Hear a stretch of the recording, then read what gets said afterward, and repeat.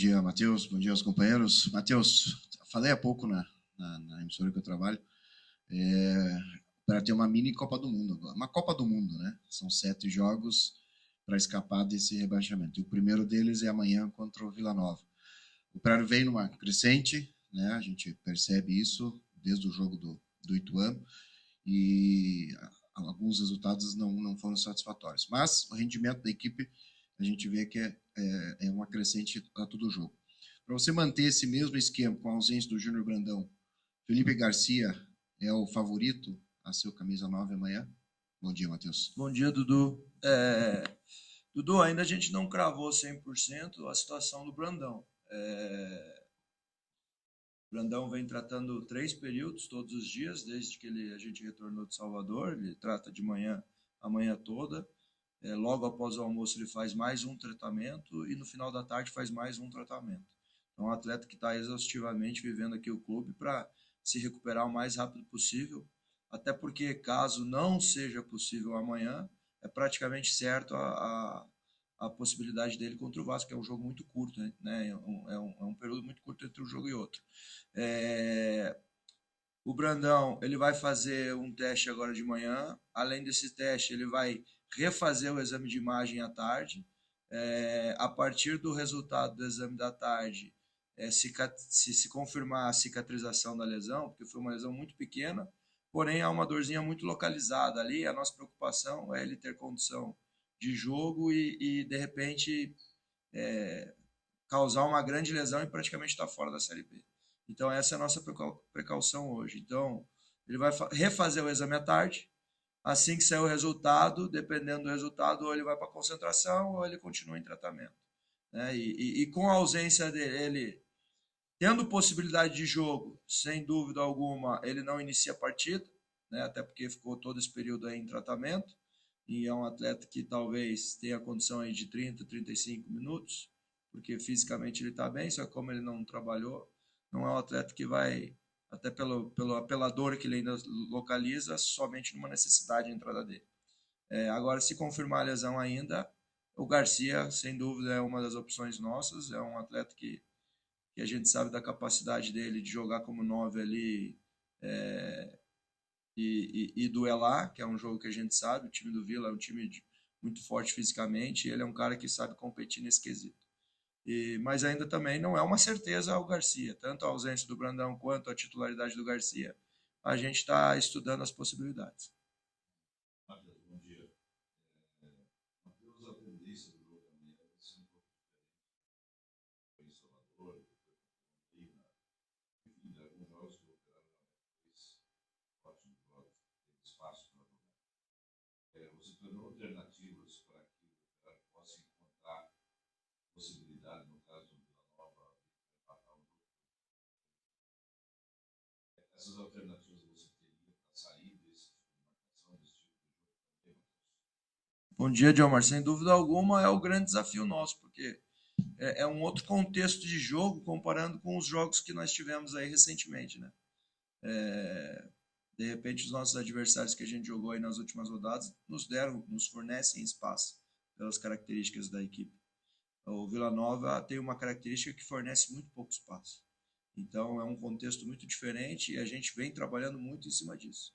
Trabalhamos e ainda trabalharemos, né? Hoje a gente tem treino muito baseado nisso que você falou, pensando no bloco baixo do Vila Nova e encurtar muito o espaço defensivo deles. E a gente vai ter que ter muita velocidade na bola, paciência e coragem para enfrentar esses duelos individuais de 1 para 1, uma situação de a gente ganhar a superioridade ou ter coragem para enfrentar o nosso adversário em drible, em situações próximas ao gol. A gente vem trabalhando, desde que a gente retornou de Salvador, muito em cima disso. Matheus, bom dia. Perguntei para o Reina na terça-feira e refaço a pergunta para você. O Operário jogou muito bem contra o Bahia, contra o Londrina, contra adversários que estavam muito bem colocados, e agora tem mais um confronto direto. Contra o CSA empatou, contra o Guarani perdeu, e agora enfrenta o Vila Nova. Você tem essa preocupação com jogos contra times de menor expressão, talvez, ou de menor colocação mesmo na tabela? De alguma forma, no dia a dia, isso é conversado com os jogadores? Existe dois tipos de preocupação. A primeira preocupação é quando você não tem desempenho. Isso talvez seja a maior preocupação de um treinador, assim, quando você vê que a tua equipe não desempenha.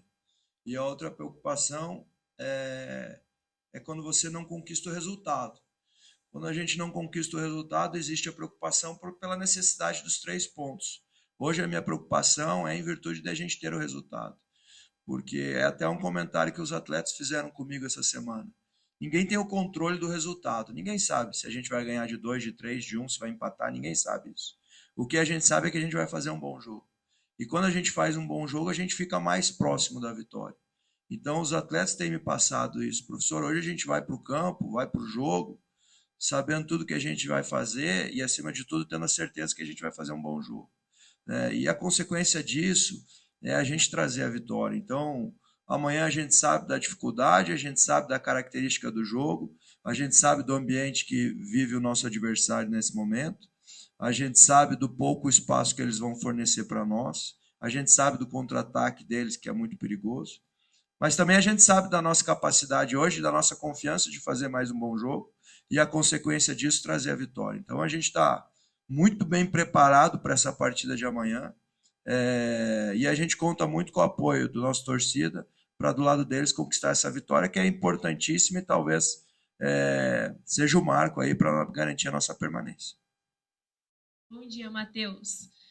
Você comentou, né, sobre o possível desfalque do Júnior Brandão, mas falando de retorno, muitos ouvintes lá da minha emissora perguntam sobre Ricardinho, sobre Calil.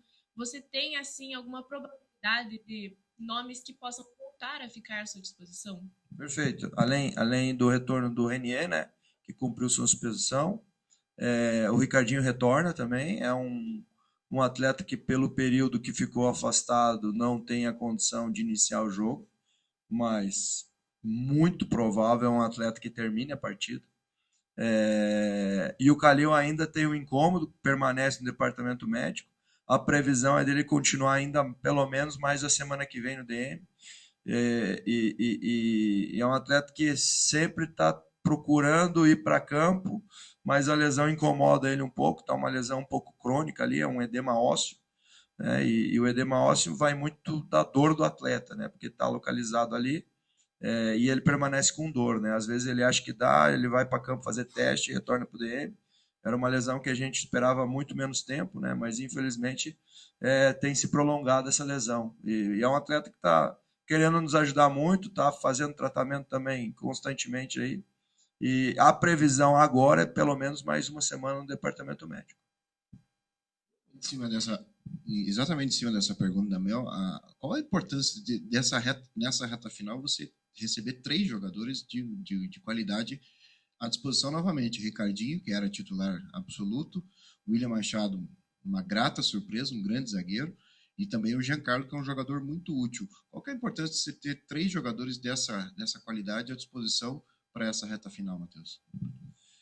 Fundamental, assim, Dudu. Eu vejo não só pela qualidade deles, mas pelo que eles exercem dentro do vestiário, assim.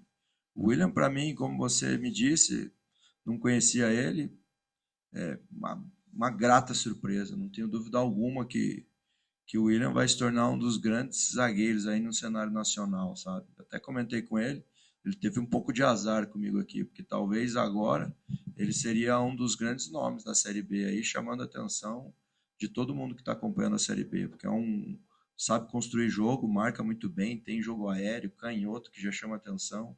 Então, não tenho dúvida nenhuma que foi uma baita de uma contratação aqui para o Operário e um atleta que vai ter um futuro brilhante. O Ricardinho é um líder, né, um cara que nos ajuda em todos os processos diários do clube. Além disso, corresponde dentro de campo, né, tem desempenho.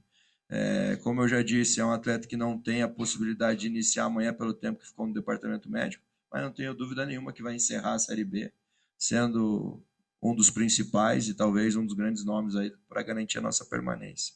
E o Jean tem um histórico no clube muito grande, é um torcedor do Operário também. Então o Jean, a gente não ganha, ele chega a chorar no vestiário, a gente ganha, ele fica pulando no vestiário, parece uma criança. Então a identidade dele aqui no Operário é muito forte, sabe? Ele tem uma ligação muito forte com o clube. Então são 3 jogadores que, além de ter desempenho dentro de campo, me ajudam muito no processo fora de campo. E isso facilita o nosso dia a dia. Então estou muito feliz de estar contando com eles no vestiário e no campo, não só no vestiário e no departamento médico. Matheus, voltando um pouquinho na questão que você falou que não pode cravar ainda Júnior Brandão e Felipe Garcia na titularidade. Você vem utilizando muita força lá na frente, né? Jogadores como o Júnior Brandão, que duelam bastante, o próprio Garcia, que, na minha opinião, por dentro, rende muito mais ofensivamente do que pelo lado, né? Sempre comentei a esse respeito. Dentro de uma certa forma, o Paulo Sérgio estaria ganhando algum espaço dentro de uma situação que você estaria pensando num reaproveitamento do Paulo Sérgio, em função de você não poder cravar ainda Júnior Brandão ou Felipe Garcia? O Paulo Sérgio seria a bola da vez? O Paulo Sérgio, ele tem, como todos os atletas nossos aqui, cada um tem as suas características, né? E o Paulo Sérgio tem a dele. Para o que exerce nesse momento a nossa necessidade, pelo que nós estamos construindo coletivamente, às vezes eu preciso de início jogadores de comprometimento também sem bola, não que o Paulo não tenha, pela característica dele. O Paulo, talvez tecnicamente falando, seja um excelente jogador, assim. Porém, nesse momento a gente precisa de muita entrega física e de muita contribuição sem bola, sabe? Dificultar a saída dos zagueiros, estar competindo contra eles e sustentar mais o jogo entre os zagueiros. Então, neste momento, o que a gente está pensando para início de partida são possibilidades mais como a característica do Brandão, que vem dando resultado, e mais parecido com a característica do Brandão, se encaixa nesse momento o Jetterson e o Garcia, sabe? E o Garcia, dentro disso, como você mesmo mencionou, além de tudo, tem um bom poder para jogar de 9 também. Eu sei que na maioria das vezes ele foi mais visto de lado, né? Mas ele de 9, ele tem essa característica também e ele já jogou muito em outros clubes nessa função. Então, por isso que a gente está tranquilo em ver ele como essa possibilidade já desde o início do jogo. A gente está vendo aí o clube fazendo campanha para trazer o torcedor, para preencher o estádio. Também você mesmo disse que precisa da vitória, do resultado para pensar na permanência, né? O Operário tem mais de 70% de chance de rebaixamento, segundo as estatísticas. Aí eu queria saber como é que foi ao longo desse jogo contra o Bahia. A gente fica naquela, será que o empate no final foi bom, foi ruim? Como é que os jogadores sentiram isso? Mas como é que como é que está sendo trabalhada, né? Essa pressão sobre o jogo aqui na sexta-feira, amanhã, para que os jogadores entrem em campo e consigam, de fato, ter um melhor desempenho sem que essa pressão acabe dificultando também, porque é uma pressão natural, ela vai existir de qualquer forma, né? E você tem uma particularidade, assim, quando você está sendo pressionado, que é o ambiente externo, sabe? Então, por exemplo, nós jogamos muito pressionados contra o Londrina, mas a gente teve uma energia muito positiva fora do campo. E isso traz mais confiança ainda para os atletas, entendeu? Eu já joguei jogos, não estou falando aqui, não é particularidade aqui, mas eu já joguei jogos que no aquecimento os atletas foram vaiados e pressionados. Isso muda muito um jogo. Os atletas entram muito mais pressionados quando o ambiente externo não existe o apoio do ambiente externo. Então, e a gente está vendo a mobilização e a comoção, não só de nós, mas do nosso torcedor também.